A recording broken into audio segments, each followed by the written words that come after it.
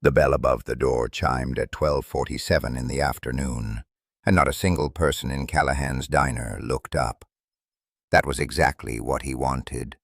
The man who pushed through that door wore a canvas jacket faded at the elbows, dark jeans, and a plain cap pulled low over gray eyes that had stared down cameras, directors, and entire studios without flinching. He moved without urgency, the particular, unhurried walk of someone who has learned that the fastest way through a crowded room is to pretend you have nowhere to be. He chose the corner stool at the far end of the counter, the one with a clear sight line to every table, both registers, the pass-through kitchen window, and the front door. Old habit. He ordered a turkey club and black coffee without looking at the menu. He didn't need to. He had written the menu himself 9 years ago. Nobody in that room recognized Clint Eastwood. The lunch rush was thinning, the way it does in a small California coastal town on a Tuesday in late October. A few regulars nursing their second cups, a young mother cutting a grilled cheese into triangles for a boy who kept trying to stand on the booth seat, 2 men in work shirts talking with the comfortable silence of people who have been friends long enough not to need words. The smell of the place was right. Coffee and warm bread, and something faintly sweet from the pie case. The sounds were right. On the surface, Callahan's looked exactly the way Clint had always intended it to look.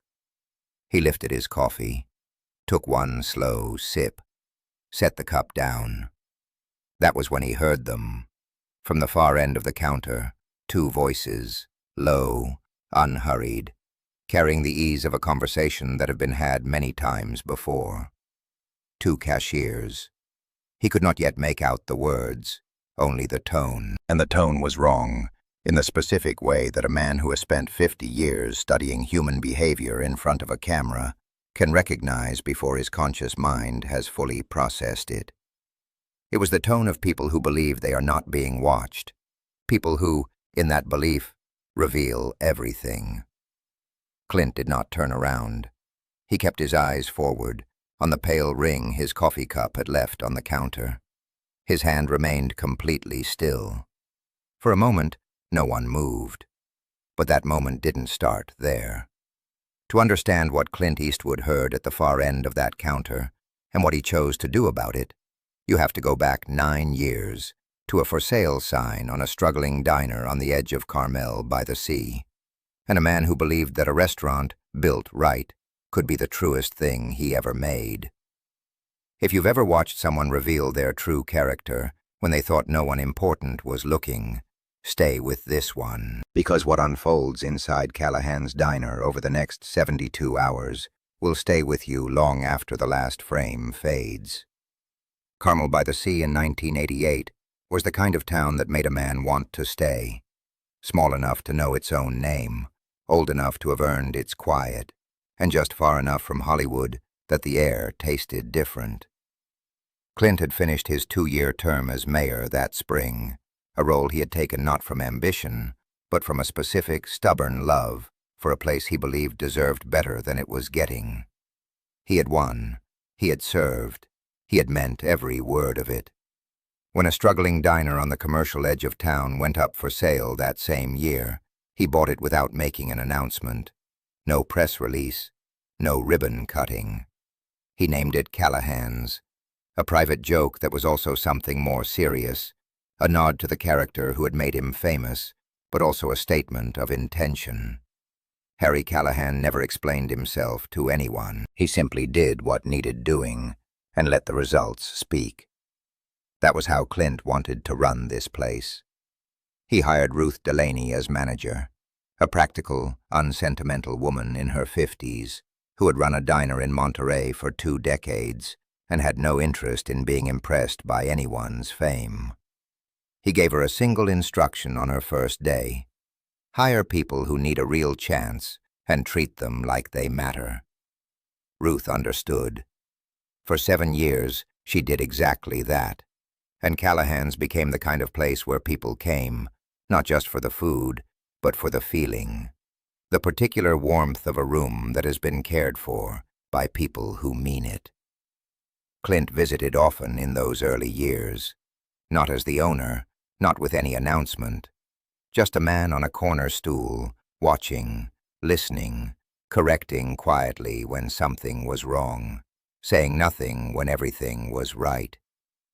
The invisibility was intentional. He believed a business revealed its true character only when the boss was not in the room. Then the 1990s accelerated everything. Unforgiven in 1992. In the Line of Fire in 1993. The Bridges of Madison County in 1995. The work multiplied, the schedule thickened, and the visits to Callahan's became quarterly, then occasional, then something he kept meaning to do. Ruth retired in 1995.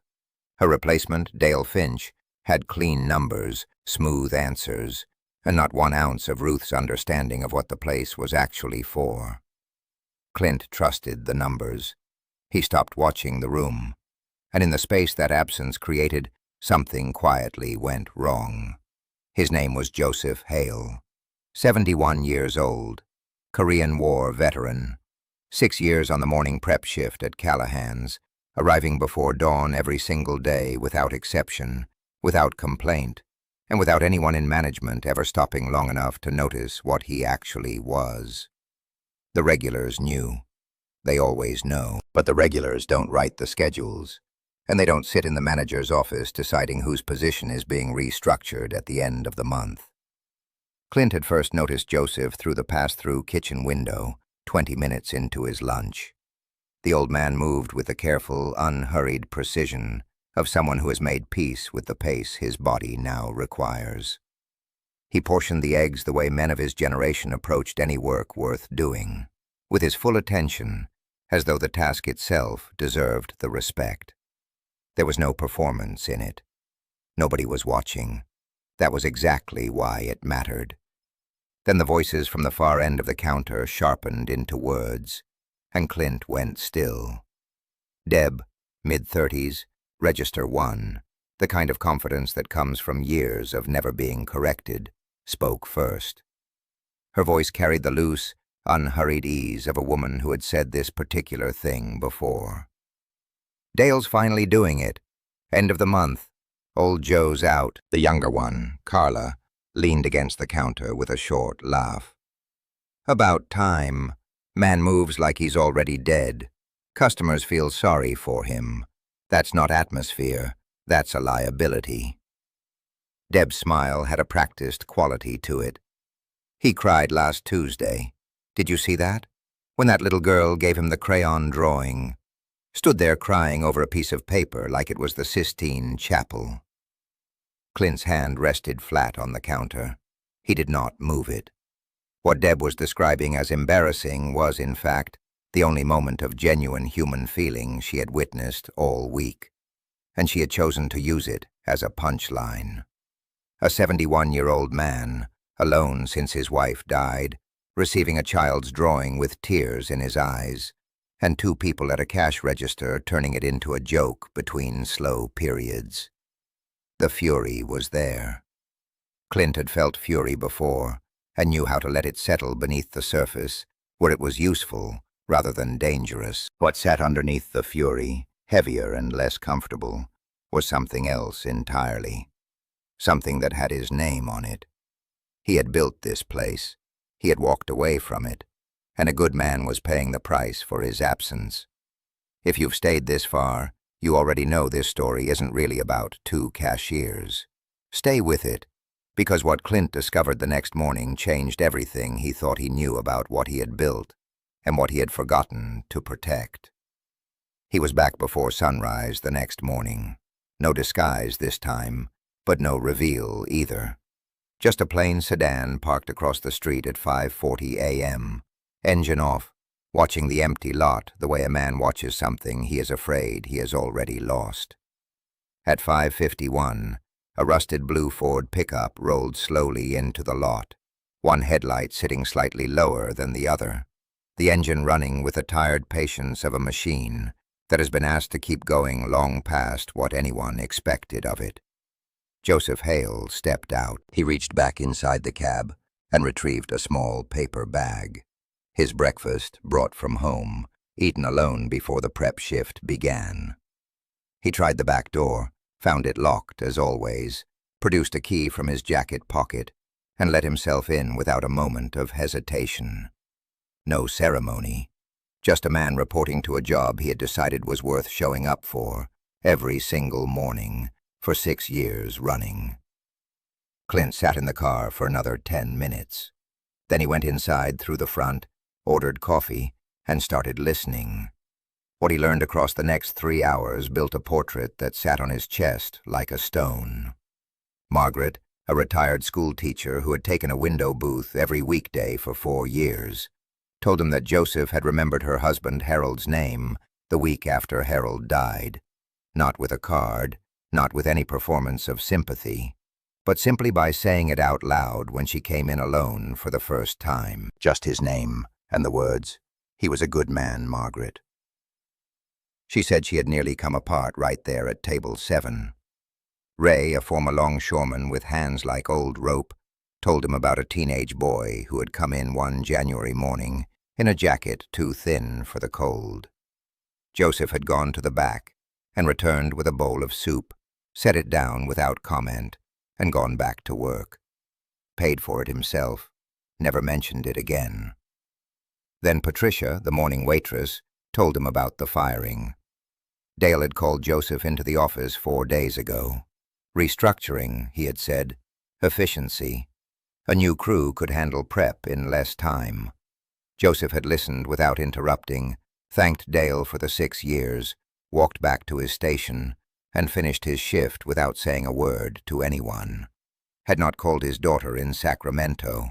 Had not told a single regular. "He told me it wasn't a surprise," Patricia said quietly. "He said men like him don't get to stay forever." That sentence did not make Clint angry. It broke something open instead. The specific, irreversible break of a man who recognizes his own failure in someone else's resignation. Joseph had not said those words with bitterness. He had said them the way a person speaks a fact they have long since made their peace with. And that was the worst part. A man of that quality, that consistency, that invisible daily grace, had come to believe that impermanence was simply what he deserved. Clint drove back to his hotel and sat at the window a long time, looking at the Pacific. The ocean had nothing useful to say. It rarely does. But by the time the light changed on the water, he knew exactly what the next morning required of him. Thursday morning, October 29th, 1997. Clint arrived at Callahan's at 7:15 a.m. and walked through the front door the way he had not walked through it in years, as himself. No canvas jacket, no pulled-down cap, no roughened voice, and no corner stool chosen for invisibility. A simple white shirt, dark trousers, and the particular stillness of a man who has already decided what is going to happen and is no longer in any hurry about it. The recognition moved through the diner the way a cold front moves through a valley, slowly at first, then all at once. A child at table 3 tugged her mother's sleeve without knowing why. A man mid-sentence at the counter simply stopped.